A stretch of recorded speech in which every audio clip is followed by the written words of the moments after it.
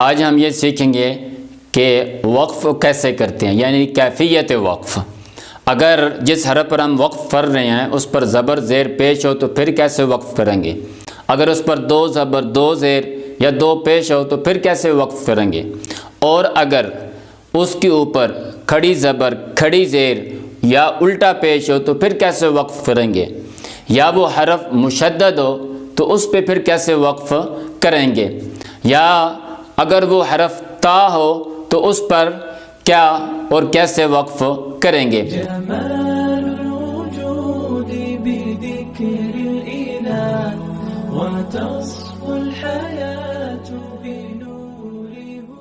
السلام علیکم ورحمۃ اللہ وبرکاتہ۔ میں امید کرتا ہوں کہ آپ سب خیر و عافیت سے ہوں گے۔ آج ہم سیکھیں گے احکام وقف کا تیسرا سبق، کیفیت وقف، یعنی پہلے ہم نے محل وقف اور ساتھ ابتدا، یہ دونوں چیزیں سیکھ لی تھیں۔ آج ہم کیفیت وقف سیکھیں گے، یعنی گویا کہ یہ تیسرا سبق پہلے دونوں سبقوں کا رزلٹ اور خلاصہ اور نچوڑ ہے۔ اگر آپ نے وہ پہلے دونوں سبق دیکھے ہیں یا سمجھے ہیں تو انشاءاللہ یہ آپ کو سبق بہت اچھے طریقے سے سمجھ آئے گا، اور انشاءاللہ تعالیٰ پھر اس کے بعد آپ اس چیز کے اندر غلطی نہیں کریں گے۔ جب ہم وقف کرتے ہیں کسی حرف پر تو اس کے لیے سب سے پہلے بنیادی اصول تو یہی ہے کہ ہم اس حرف کو ساکن کر کے پڑھیں گے۔ ساکن کرنے کا مطلب یہ ہوتا ہے، ایک ہوتی ہے حالت سکون جس کو ہم اردو زبان میں جزم بھی کہتے ہیں، یہ سب جانتے ہیں کہ جزم کون سی ہوتی ہے۔ تو یعنی جب ہم جس حرف پر وقف کریں گے اس کی آواز ہم ایسے نکالیں گے جیسا کہ ایک ساکن حرف کی آواز ہوتی ہے۔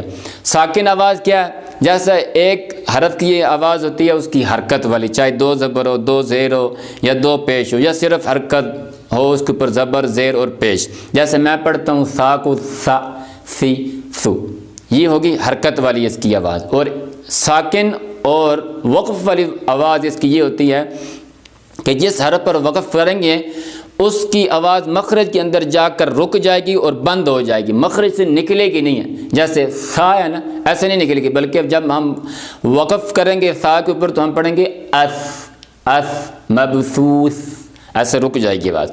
تو یعنی یہ آواز جس حرف پر وقف کریں گے اس کی آواز ایسے آئے گی۔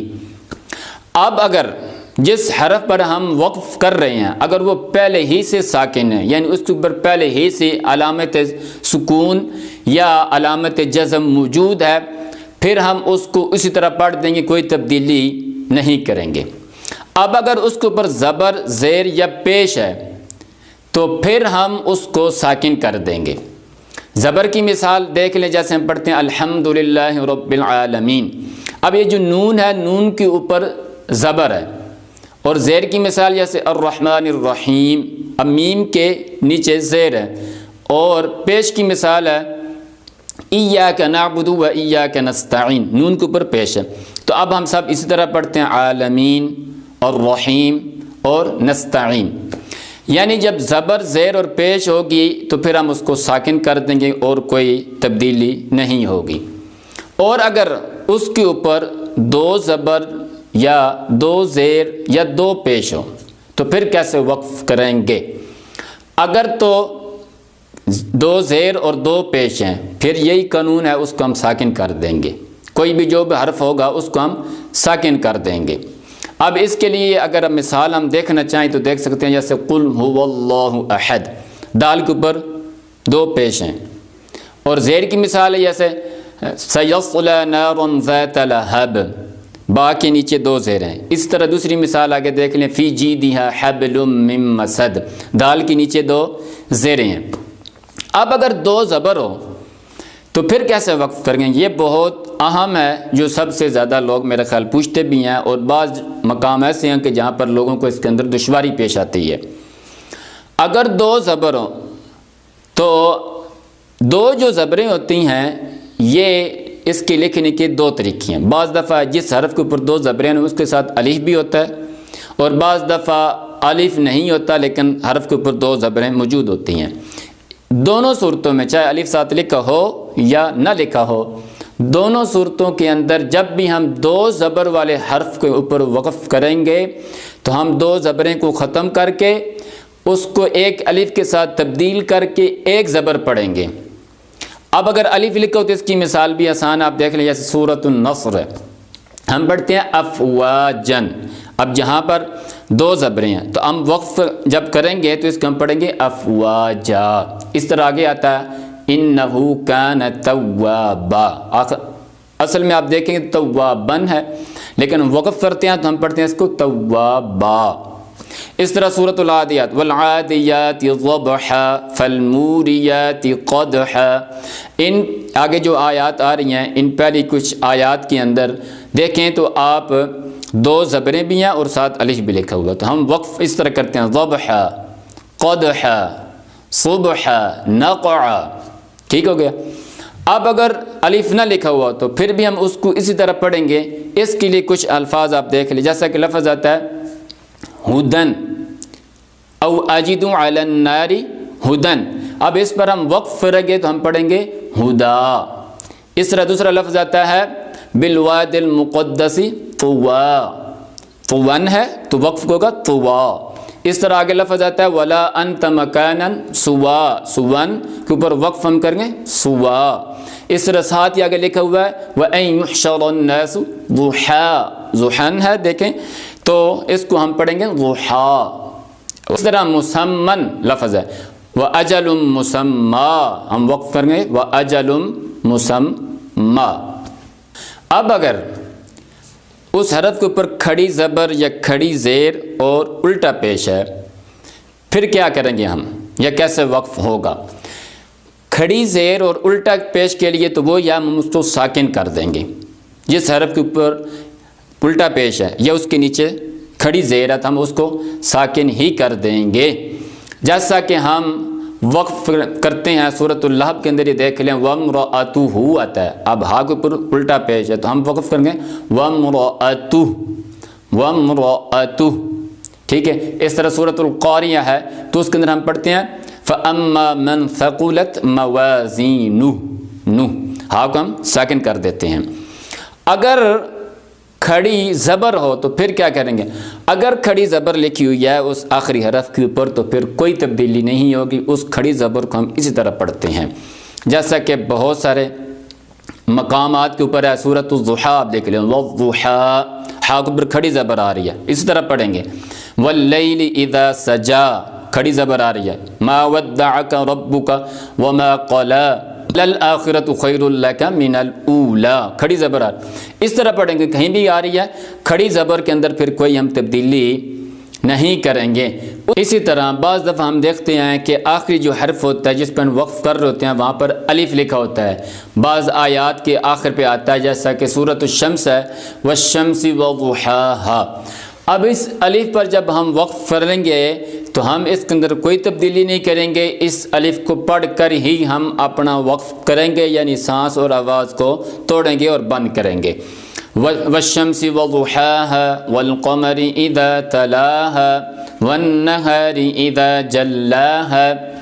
اسی طرح جب ہم وقف کرتے ہیں کسی حرف پر اور اگر وہ تا ہو، اب یہ جو تا ہے نا، تا یہ دو طرح کی لکھی جاتی ہے، ایک ہوتی ہے لمبی تا، اس کو کہتے ہیں ہم تائے مطولہ کہتے ہیں، اور ایک ہوتی ہے تائے مدورہ یعنی گول تا۔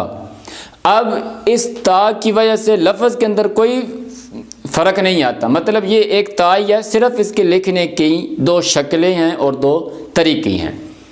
پڑھنے میں تو جب زبر زیر پیش ہو یعنی ان کے اوپر کوئی حرکت اس کے اوپر ہو پھر تو کوئی فرق نہیں ہے، اور اسی طرح اگر دو زبر دو زیر ہو دو پیش، مطلب کوئی بھی اس کے اوپر حرکت آ جائے تو پھر تو کوئی فرق نہیں ہے پڑھنے میں۔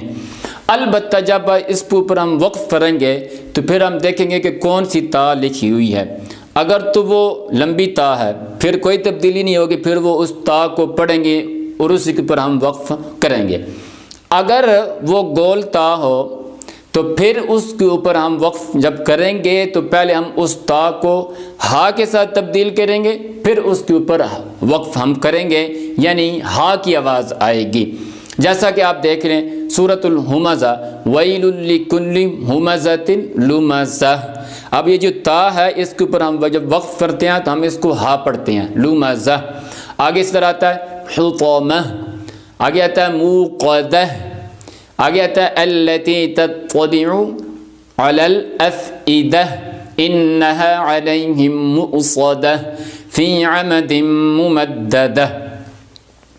اور اگر جس حرف پر ہم وقف کر رہے ہیں وہ مشدد ہے، یعنی اس کے اوپر تشدید ہے، تو یہ سب سے اہم ہے، کیونکہ اگر ہم حرف مشدد پر وقف صحیح نہیں کرتے، غلطی کرتے ہیں، جیسا کہ اکثر لوگ کرتے ہیں، اس کے اندر بہت پڑھے لکھے لوگ بھی ہیں، حفاظ بھی ہیں، بہت زیادہ پڑھنے کے اندر وہ غلطی کرتے ہیں کہ مشدد لفظ کے اوپر یا حرف کے اوپر جب ہم وقف کرتے ہیں تو وہ اس کے اوپر آدھا وقف کرتے ہیں، پورا نہیں کرتے۔ اگر ہم اس کو آدھا پڑھیں گے تو وہ ایک حرف رہ جائے گا۔ تو اگر ہم تلاوت کو مکمل کرتے ہیں اور ہم وقف اس کے اوپر آدھا کرتے جا رہے ہیں تو گویا کہ ہم نے ہر جگہ پر ایک حرف چھوڑ دیا۔ اب مشدد حرف دو حرفوں کو قائم مقام ہوتا ہے، اس لیے اس کے اوپر وقف ہوگا دو حرفوں کی مقدار۔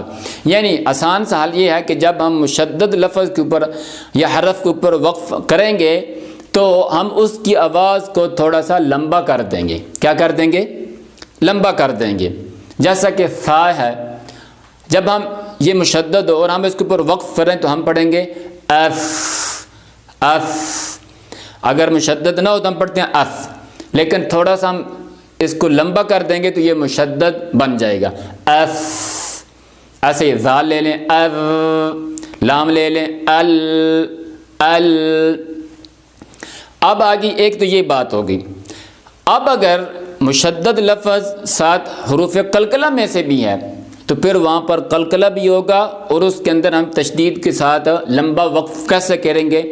اس کی صورت یہ بنے گی کہ ہم تھوڑا سا رک کر اس کے بعد قلقلے کی آواز نکالیں گے۔ مثال جیسے کہ با لے لیں، ہم پڑھیں گے اب اب۔ اسی طرح سورۃ اللہب کے اندر جب ہم پڑھتے ہیں تو ہم پڑھیں گے تبت یدا ابی لہب وتب وتب۔ ایسے قوف لے لیں آپ، تو ہم وقف کریں گے قاف کے اوپر اقو اقو، یعنی ایسے تھوڑی سی رک کر اس کے بعد قلقلے کی آواز آئے گی تو یہ مشدد لفظ مکمل ادا ہو جائے گا۔ اس طرح ہم اکثر دیکھتے ہیں کہ حق لفظ آتا ہے اور اس کے اوپر ہم وقف کرتے ہیں تو ہم کریں گے حق حق کو، ٹھیک ہے جی۔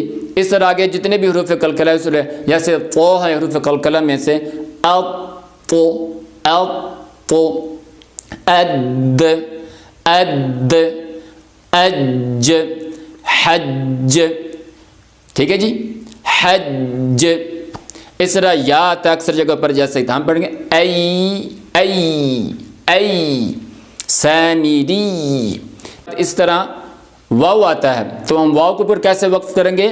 اس کی بھی آواز کو لمبا سے کریں گے، جیسے عدو او ایو او، ایسے آواز اس کے مخرج سے تھوڑی سی نکال کر ہم اس کو لمبا کر دیں گے۔ تو اس طرح مشدد لفظ کے اوپر جو وقف ہوگا وہ بھی ہمارا صحیح ہو جائے گا اور مکمل ادا ہو جائے گا، تو کوئی ایک حرف ادا ہونے سے نہیں رہے گا۔